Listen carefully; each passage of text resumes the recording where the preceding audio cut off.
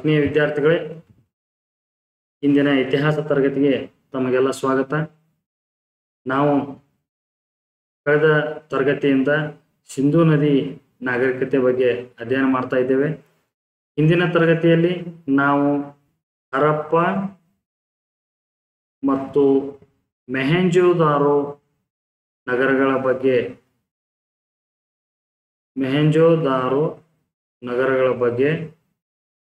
ಅಧ್ಯಯನವನ್ನ ಮಾಡಿದೆವು. ಇಂದು ನಾವು ಅಧ್ಯಯನ ಮಾಡುವ ವಿಷಯಗಳು ಯಾವಪ್ಪ ಅಂತಂದ್ರೆ ಈ ಕಾರ್ಬನ್ ಡೇಟಿಂಗ್ ಅಂದ್ರೆ ಏನು, ಅದನ್ನ ಯಾಕೆ ಬಳಸ್ತಾರೆ, ಇತಿಹಾಸದಲ್ಲಿ ಇದರ ಪ್ರಾಮುಖ್ಯತೆ ಏನು, ಇತಿಹಾಸ ಅಧ್ಯಯನದಲ್ಲಿ ಕಾರ್ಬನ್ ಡೇಟಿಂಗ್ ನ ಪ್ರಾಮುಖ್ಯತೆ ಏನು ಅನ್ನೋದ್ರ ಬಗ್ಗೆ ಅಧ್ಯಯನ ಮಾಡೋಣ. ಮತ್ತು ಹರಪ್ಪ ಮತ್ತು ಮೊಹೆಂಜೊದಾರೋಗಳಂತೆ ಇನ್ನೊಂದು ಪ್ರಮುಖ ಪಟ್ಟಣವಾದ ಗುಜರಾತ್ನಲ್ಲಿ ಕಂಡುಬರುವ ಲೋಥಾಲ್ ನಗರದ ಬಗ್ಗೆ ಸುದೀರ್ಘವಾಗಿ ಅಧ್ಯಯನ ಮಾಡೋಣ. ಸಿಂಧೂ ನದಿ ಮತ್ತು ಈ ಸಿಂಧೂ ನದಿ ನಾಗರಿಕತೆಯ ವ್ಯಾಪ್ತಿ ಬಗ್ಗೆ ಕೂಡ ಅಧ್ಯಯನ ಮಾಡೋಣ. ಉತ್ತರದಲ್ಲಿ, ದಕ್ಷಿಣದಲ್ಲಿ, ಪಶ್ಚಿಮದಲ್ಲಿ ಮತ್ತು ಪೂರ್ವದಲ್ಲಿ ಯಾವ ಕಡೆಗಳೆಲ್ಲ ಸಿಂಧೂ ನದಿ ನಾಗರಿಕತೆ ಹರಡಿತ್ತು ಎನ್ನುವುದರ ಬಗ್ಗೆ ಎಂದು ಅಧ್ಯಯನ ಮಾಡೋಣ. ಸಿಂಧೂ ನದಿ ನಾಗರಿಕತೆ ಅತ್ಯಂತ ಒಂದು ಪ್ರಮುಖವಾದ ಮತ್ತು ನಾವು ಭಾರತೀಯರೆಲ್ಲರೂ ಹೆಮ್ಮೆ ಪಡುವಂತ ಒಂದು ನಾಗರಿಕತೆಯಾಗಿದೆ. ಏಕೆಂದರೆ ಇದು ದಕ್ಷಿಣ ಏಷ್ಯಾದ ಮೊದಲ ನಾಗರಿಕತೆ ಆಗಿದೆ. ದಕ್ಷಿಣ ಏಷ್ಯಾದ ಮೊದಲ ನಾಗರಿಕತೆ ಕಂಡು ಬಂದಿದ್ದು ಈ ಸಿಂಧೂ ನದಿ ನಾಗರಿಕತೆಯಾಗಿದೆ. ಹಾಗಾದ್ರೆ ಕಾರ್ಬನ್ 14 ಡೇಟಿಂಗ್ ಅಂದ್ರೆ ಏನು? ಕಾರ್ಬನ್ 14 ಡೇಟಿಂಗ್ ಅಂತಂದ್ರೆ ಒಂದು ವಸ್ತುವಿನ ಆಯುಷ್ಯ ಅಥವಾ ವಯಸ್ಸನ್ನ ಕಂಡು ಹಿಡಿಯುವ ಸಲುವಾಗಿ ನಾವು ಕಾರ್ಬನ್ 14 ಡೇಟಿಂಗ್ ಅನ್ನ ಬಳಸ್ತೀವಿ. To find out an age of an object ಅನ್ನ ತಿಳಿದುಕೊಳ್ಳುವ ಸಲುವಾಗಿ ನಾವು ಕಾರ್ಬನ್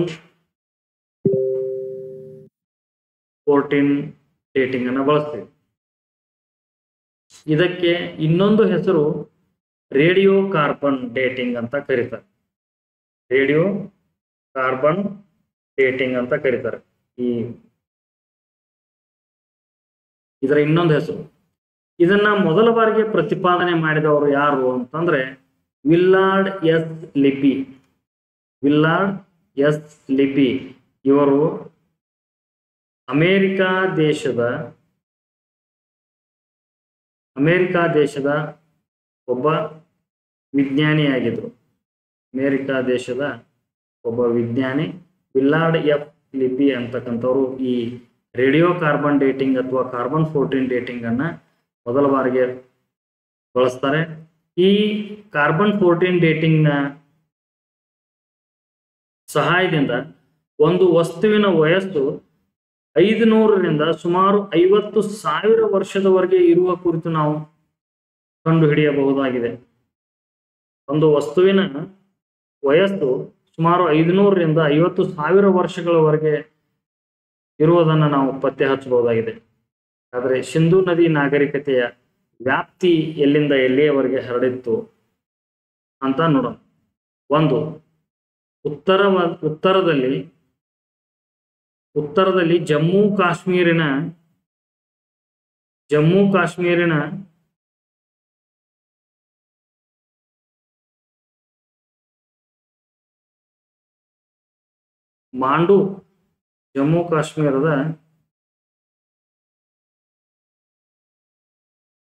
ಮಾಂಡು ಎಂತಕ್ಕಂಥ ಪ್ರದೇಶದವರೆಗೆ ಇತ್ತು. ಈ ಮಾಂಡು ನಗರವು ಜಮ್ಮು ಕಾಶ್ಮೀರಿನ ಚೀನಾಬ್ ನದಿಯ ದಡದಲ್ಲಿ ಕಂಡುಬರುತ್ತದೆ. ಈ ಜಮ್ಮು ಕಾಶ್ಮೀರಿನ ಚೀನಾಬ್ ನದಿಯ ದಡದಲ್ಲಿ ಈ ಮಾಂಡು ನಗರವು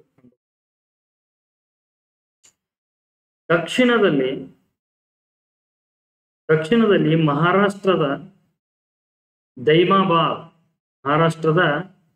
ದೈಮಾಬಾದ್ ಈ ದೈಮಾಬಾದ್ ಪ್ರವರಾ ನದಿಯ ದಡದಲ್ಲಿದೆ. ಮಹಾರಾಷ್ಟ್ರದ ಪ್ರವರಾ ನದಿ ದಡದಲ್ಲಿ ಇರ್ತಕ್ಕಂಥ ದೈಮಾಬಾದ್ ನಮ್ಮ ಸಿಂಧೂ ನದಿ ನಾಗರಿಕತೆಯ ದಕ್ಷಿಣದ ತುದಿಯಾಗಿದೆ. ನಂತರ ಪಶ್ಚಿಮದಲ್ಲಿ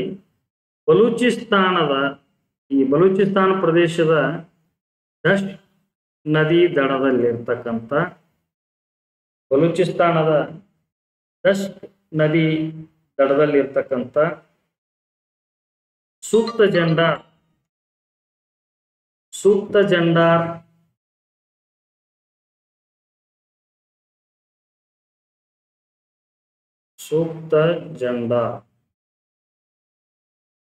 ನಮ್ಮ ಸಿಂಧೂ ನದಿ ನಾಗರಿಕತೆಯ ಪಶ್ಚಿಮ ವ್ಯಾಪ್ತಿಯಾಗಿದೆ. ಇನ್ನ ಪೂರ್ವದಲ್ಲಿ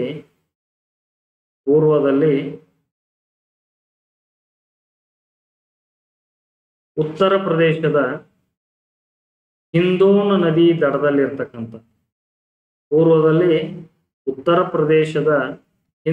ನದಿ ದಡದಲ್ಲಿರ್ತಕ್ಕಂಥ ಅಲಂಗೀರ್ಪುರ ಇದು ಪೂರ್ವದ ಒಂದು ಸಿಂಧೂ ನದಿ ನಾಗರಿಕತೆಯ ಪೂರ್ವದ ಕೊನೆಯ ಪ್ರದೇಶವಾಗಿದೆ. ಅದೇ ರೀತಿ ಇಂದು ನಾವು ಈಗಾಗಲೇ ಇಷ್ಟು ಸಿಂಧೂ ನದಿ ನಾಗರಿಕತೆಯ ವ್ಯಾಪ್ತಿಯಾಗಿತ್ತು. ಈಗಾಗಲೇ ತಿಳಿಸಿದಂತೆ ನಾವು ಲೋಥಾಲ್ ನಗರದ ಬಗ್ಗೆ ಅಧ್ಯಯನವನ್ನು ಮಾಡೋಣ. ಈ ಲೋಥಾಲ್ ನಗರವು ಗುಜರಾತಿನ ಲೋಥಾಲ್ನ ಈ ಭಾಗದಲ್ಲಿ ಬರ್ತದೆ. ಗುಜರಾತ್ ರಾಜ್ಯದ ಲೋಥಾಲ್. ಈ ಲೋಥಾಲ್ ನಗರವನ್ನ ಪತ್ತೆ ಹಚ್ಚಿದವರು ಎಸ್.ಆರ್. ರಾವ್. ಗುಜರಾತ್ ರಾಜ್ಯದ ಅಲಹಾಬಾದ್ ಜಿಲ್ಲೆಯ ದೋಲ್ಕಾ ತಾಲೂಕಿನ ಸರಗವಾಲ ಎಂಬ ಊರಿನ ಪಕ್ಕದಲ್ಲಿ ಈ ಲೋಥಾಲ್ ನಗರವು ಕಂಡು ಬಂದಿದೆ.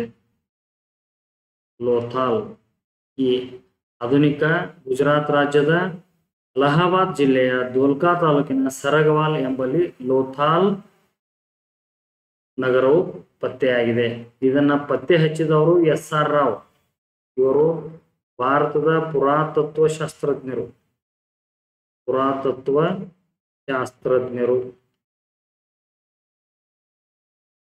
ಈ ಲೋಥಾಲ್ ನಗರವು ಗೋಗಾವ ಮತ್ತು ಸಬರ್ಮತಿ ನದಿಗಳ ಮಧ್ಯೆ ಇದೆ ಹಾಗೂ ಗಲ್ಫ್ ಆಫ್ ಕ್ಯಾಂಬೆಯಿಂದ ಕೇವಲ 12 ಕಿಲೋಮೀಟರ್ ಅಂತರದಲ್ಲಿ ಈ ಲೋಥಾಲ್ ನಗರ ಇತ್ತು. ಲೋಥಾಲ್ ನಗರದಲ್ಲಿ ಸಿಂಧೂ ನದಿ ನಾಗರಿಕತೆಯು ವಿದೇಶಿ ವ್ಯಾಪಾರಕ್ಕೆ ಕೂಡ ಪ್ರಸಿದ್ಧವಾಗಿತ್ತು ಎನ್ನುವಂತಹ ವಿಚಾರ ತಮಗೆಲ್ಲ ಗೊತ್ತು. ಹಾಗಾದ್ರೆ ವಿದೇಶಿ ವ್ಯಾಪಾರದ ಯಾವ ಅಂಶದಿಂದ ಇದು ನಮಗೆ ತಿಳಿದು ಬರ್ತದ ಅಂತಂದ್ರ, ಲೋಥಾಲ್ ನಗರದಲ್ಲಿ ಪರ್ಷಿಯನ್ ಗಲ್ಫ್ನ ಸೀಲ್ ಸಿಕ್ಕಿದೆ ಹಾಗೂ ಈ ಸಿಂಧೂ ನದಿ ನಾಗರಿಕತೆಯ ಸಮಕಾಲೀನ ನಾಗರಿಕತೆಗಳಾದ ಈಜಿಪ್ಟ್ ಮತ್ತು ಮೆಸಪೋಟೇಮಿಯಾ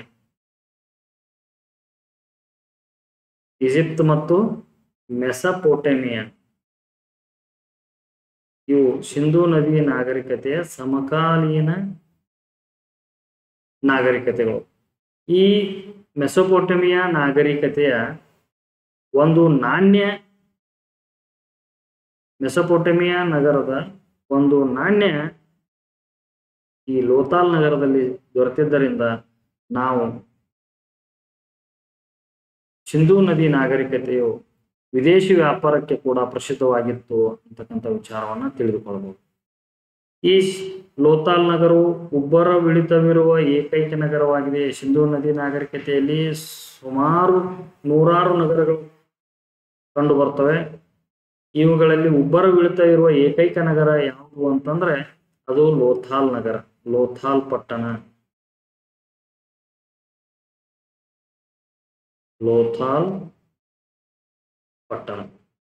ಈ ಲೋಥಾಲ್ ಪಟ್ಟಣದಲ್ಲಿ ಉತ್ಖನನ ಸಂದರ್ಭದಲ್ಲಿ ವೈಲ್ ಎಕ್ಸ್ಕವೇಷನ್ ಸಂದರ್ಭದಲ್ಲಿ, ಉತ್ಖನನ ಸಂದರ್ಭದಲ್ಲಿ ಜೋಡಿ ಶವಗಳು ಪತ್ತೆಯಾಗಿವೆ. ಈ ಜೋಡಿ ಶವಗಳು ಒಂದು ಪುರುಷನ ಶವವಾಗಿದ್ದು, ಒಂದು ಶವ ಪುರುಷನದ್ದಾಗಿದೆ, ಇನ್ನೊಂದು ಶವ ಸ್ತ್ರೀಯದ್ದಾಗಿದೆ. ಆದ್ದರಿಂದ ಇಲ್ಲಿ ನಾವು ಸತಿ ಪದ್ಧತಿ ಇತ್ತು ಅಂತಕ್ಕಂಥ ವಿಚಾರವನ್ನ ತಿಳಿದುಕೊಳ್ಳಬಹುದಾಗಿದೆ. ಪುರಾತತ್ವ ಶಾಸ್ತ್ರಜ್ಞರು ಇಲ್ಲಿ ಜೋಡಿ ಶವಗಳು ಸಿಕ್ಕಿದ್ದರಿಂದ ಲೋಥಾಲ್ ನಗರದಲ್ಲಿ ಸತಿ ಪದ್ಧತಿ ಆಚರಣೆಯಲ್ಲಿತ್ತು ಎಂದು ಊಹಿಸಿದ್ದಾರೆ. ಇನ್ನು ಚೆಸ್ ಆಟದ ಕುರುಹು ಕೂಡ ಈ ಲೋಥಾಲ್ ಪಟ್ಟಣದಲ್ಲಿ ಕಂಡು ಬಂದಿದೆ. ಭತ್ತದ ಕುರುಹು ಕಂಡು ಬಂದಿದೆ. ಅದು ಅಲ್ಲದೆ ಸಿಂಧು ನದಿ ನಾಗರಿಕತೆಯ ನಗರಗಳು ಸಾಮಾನ್ಯವಾಗಿ ರಸ್ತೆಯ ಕಡೆಗೆ ಮುಖ ಮಾಡದೆ ಬೇರೆ ದಿಕ್ಕಿನಲ್ಲಿ ಮುಖ ಮಾಡಿದ ಮುಖ್ಯ ದ್ವಾರಗಳನ್ನು ಹೊಂದಿವೆ ಮನೆಗಳು.